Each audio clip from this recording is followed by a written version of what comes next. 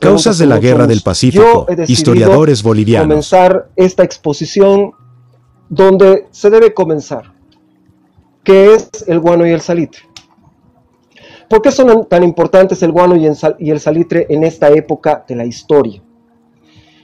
El guano se utiliza para fertilizar los campos. El salitre también, pero el salitre también tiene otro uso muy importante y es el poder hacer pólvora. Entonces, por supuesto que tenemos el guano que da la vida y el salitre más bien que provoca la muerte a través de la pólvora.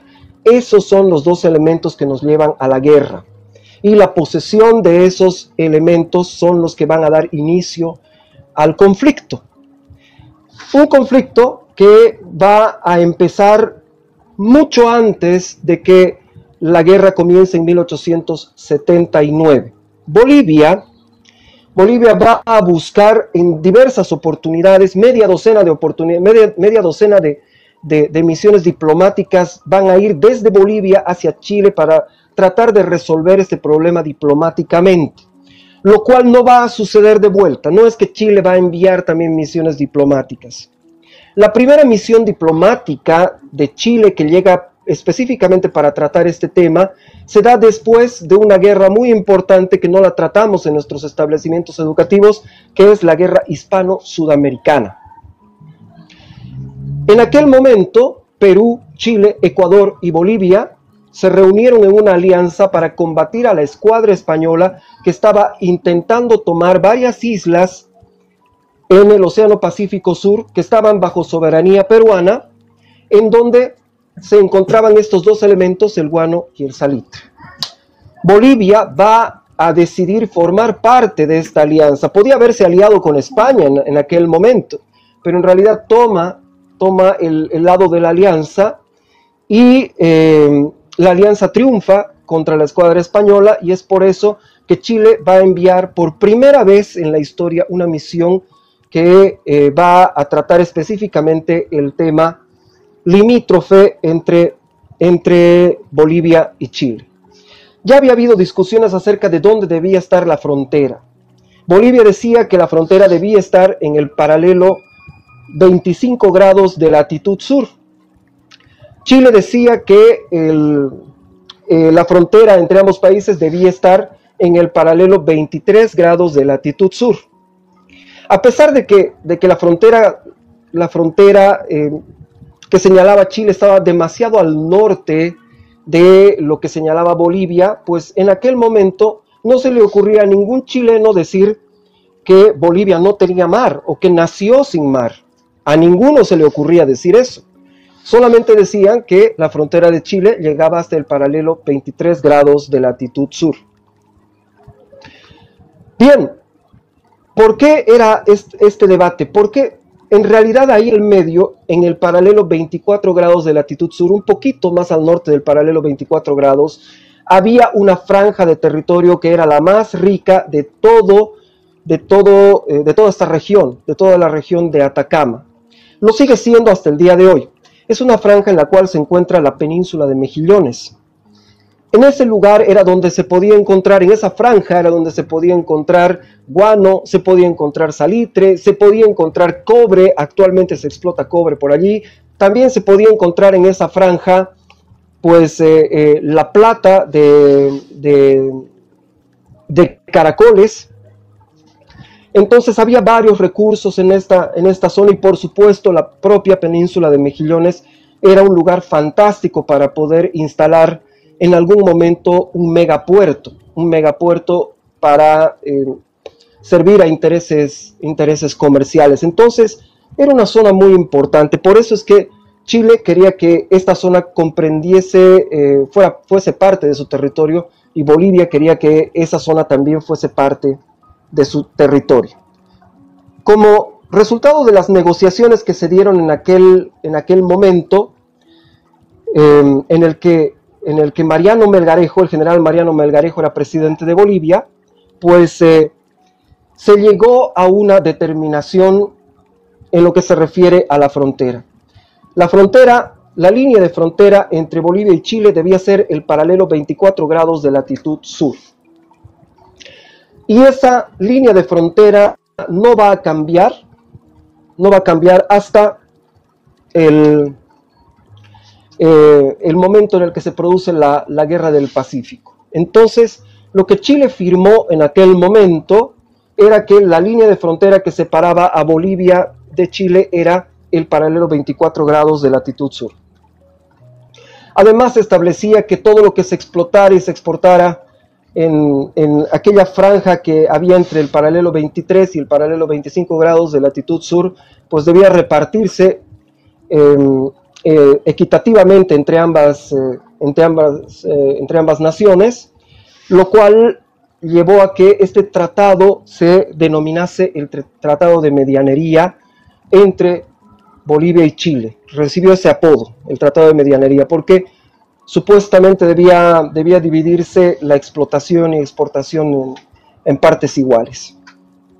Entonces, se definió una línea de frontera y unas condiciones comerciales interesantes en aquel momento.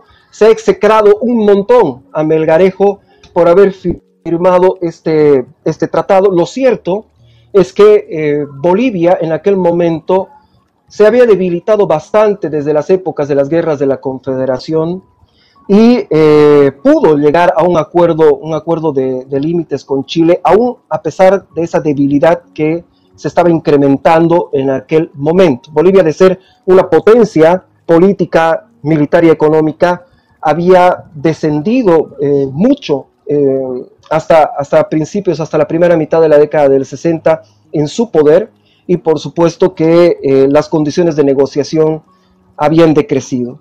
¿Por qué Andrés de Santa Cruz no firmó un tratado definitivo de límites cuando Bolivia estaba en su máximo apogeo como potencia militar?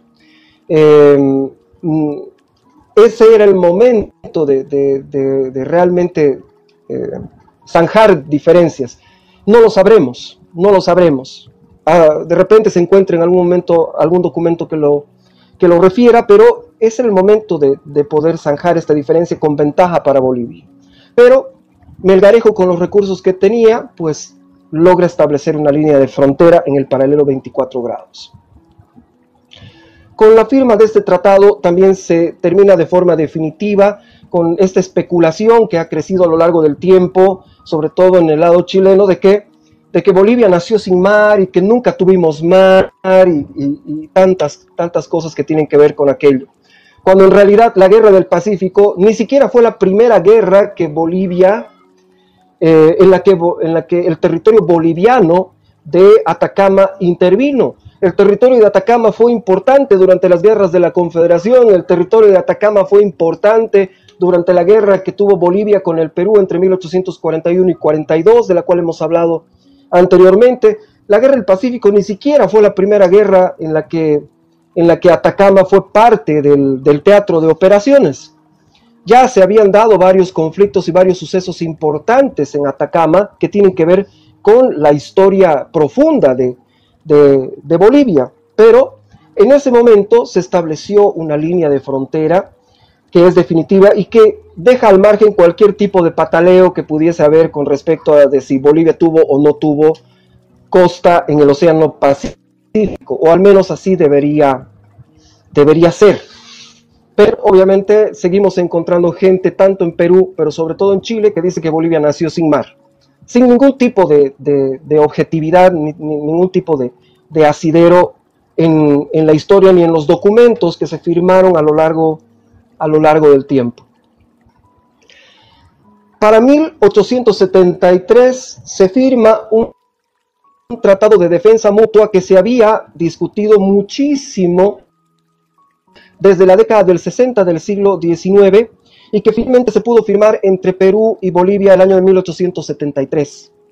Este tratado de defensa mutua, que en Chile lo enseñan como si fuese un tratado de agresión en contra de Chile, pero que obviamente la lectura del propio título del tratado, que se lo puede encontrar en internet sin ninguna dificultad, nos muestra que es un tratado defensivo, que por lo demás se estilaba a hacer en aquella época varios tratados defensivos entre distintos estados, pues se concretó el año de 1873. Hay personas que dicen que este tratado es la razón por la que se desató la guerra del Pacífico. Y yo tiendo a coincidir con esta afirmación, pero de repente no por las mismas razones. La firma del Tratado de 1873 en realidad llevó a varios comportamientos irresponsables dentro del gobierno peruano y dentro del gobierno boliviano. Este tratado ocasionó que ese mismo año de 1873, cuando ya se había firmado el Tratado de Defensa Mutua, pues el gobierno peruano comienza un proceso que actualmente llamaríamos de nacionalización de sus salitreras, de sus guaneras, de varios de sus recursos, en los cuales habían comprometidos capitales ingleses y también habían comprometidos capitales chilenos, muchos capitales chilenos. Esta nacionalización de lejos es más importante en lo que se refiere a daño económico para el Estado chileno o para empresas chilenas que el famoso impuesto de los 10 centavos que habría colocado Bolivia, del cual hablaremos en un momento. Es decir, representó económicamente un impacto mucho más duro para el Estado chileno y para los privados chilenos, porque obviamente una nacionalización conlleva necesariamente expropiaciones que dejan a los inversionistas sin su capital y también los dejan sin las propiedades que han comprado con su capital, los activos que han comprado con su capital. Bueno, Bolivia no se quedó atrás. Al año siguiente de la firma del tratado de 1873, Bolivia mediante la fuerza, básicamente hace una revisión del tratado de 1866 y lleva a Chile a firmar un nuevo tratado de límites en donde se eliminaba la medianería, es decir, compartir los recursos entre ambos países, entre Chile y Bolivia, de lo que se explotara entre el paralelo 23 y 25 grados, y se mantenía la línea de frontera en el paralelo 24 grados de latitud sur, pero se incluía ya no en el mismo tratado, sino en un protocolo adicional al tratado, se establecía que el Estado boliviano no debía incrementar los impuestos de las empresas chilenas que se encontraran en el territorio de Atacama boliviano durante un periodo de 25 años. Lo cual obviamente va a ser lo que va a reclamar Chile en el momento en que se desate la Guerra del Pacífico. Muy bien, pasa el tiempo y obviamente el Estado chileno va a quedar bastante golpeado por esto que sucedió, la nacionalización que llevó adelante el gobierno peruano y la reformulación y la firma de un nuevo tratado de límites entre Bolivia y Chile el año de 1874.